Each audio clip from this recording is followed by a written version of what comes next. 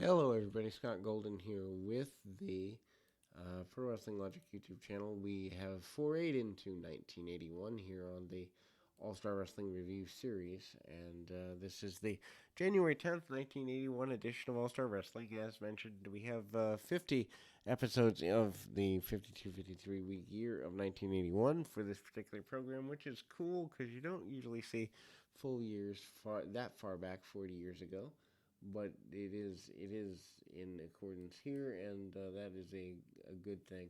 Again, 1981, I don't know that I would say pivotal year. Might even be considered a down year in some ways. 82 a bigger year by far than 83. Getting ready for the expansion, of course. 84 through probably 92. The biggest time in WWF history, at least in my estimation. Vince McMahon and Pat Patterson are hosting the show. And we see a bit of a rerun from several months ago.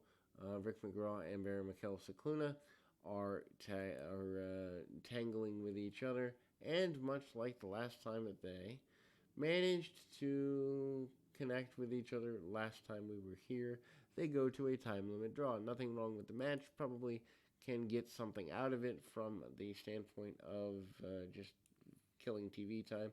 Which again, to me, the concept of killing TV time, something paced like an AEW last night, proves that every segment can have a point moving forward. And there are people who believe that not every bit of television can be like that. I disagree. If you have the right talents and you have proper booking, there should not be anything more than maybe one wasted segment, at most two, in any television program.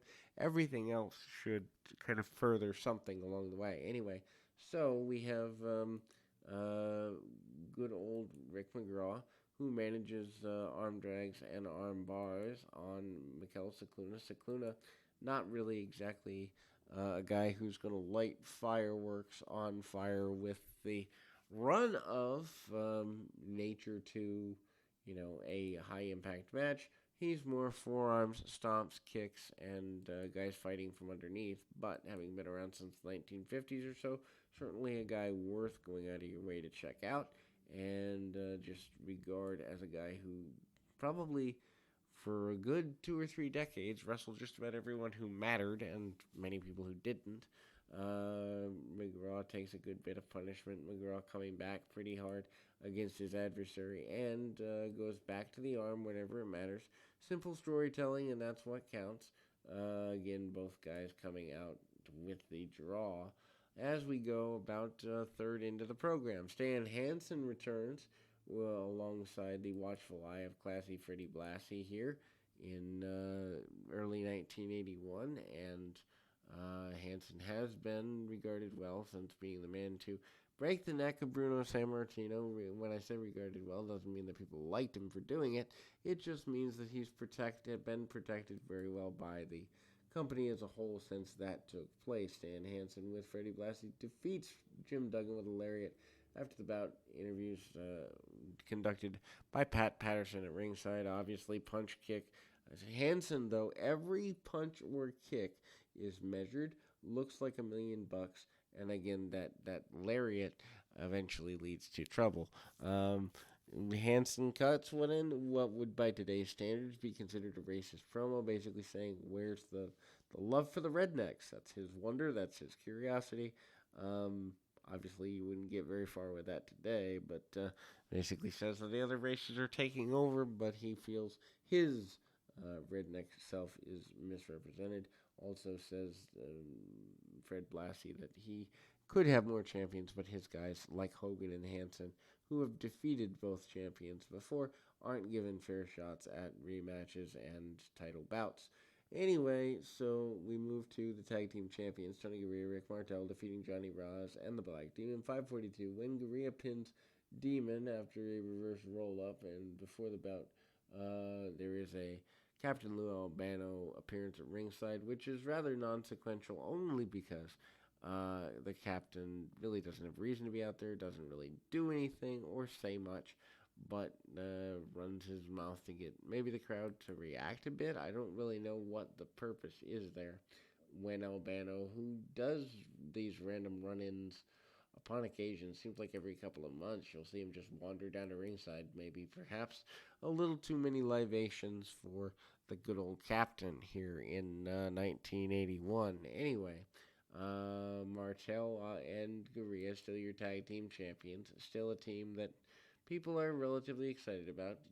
Standing switches, and Martel gets some ride time with basic wrestling maneuvers. Black Demon comes in and is more of a brawler with Tony Gurria during the midpoint of the match. Demon finds himself in modified hammerlocks, and a roll up by Gurria leads to a victory. The returning SD Jones here. I say returning because he hasn't been around in a little while, but also he's given a renewed push, including an interview where he says he's ready, he's leaner, he's better, he's stronger, he's all sorts of things post his match win here against the enhancement talent of the day for him, which happens to be a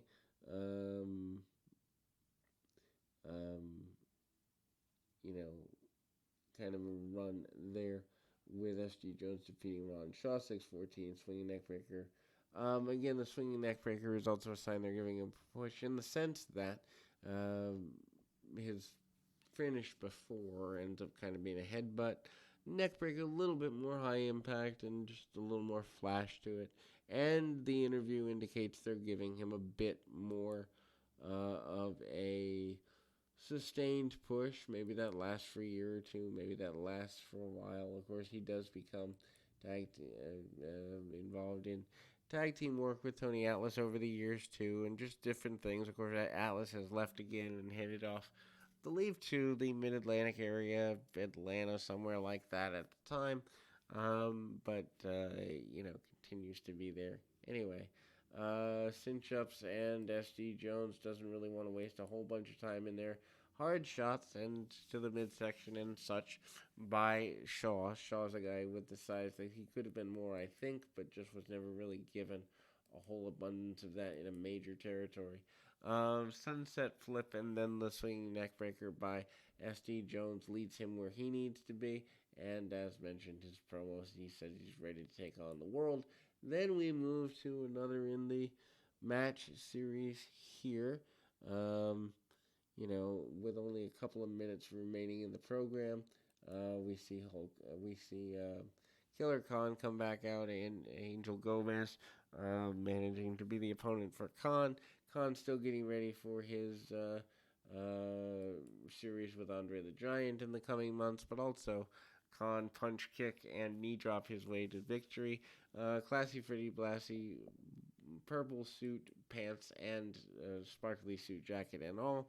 Very happy with this as we close this particular edition of the program. We'll be back with more right after this.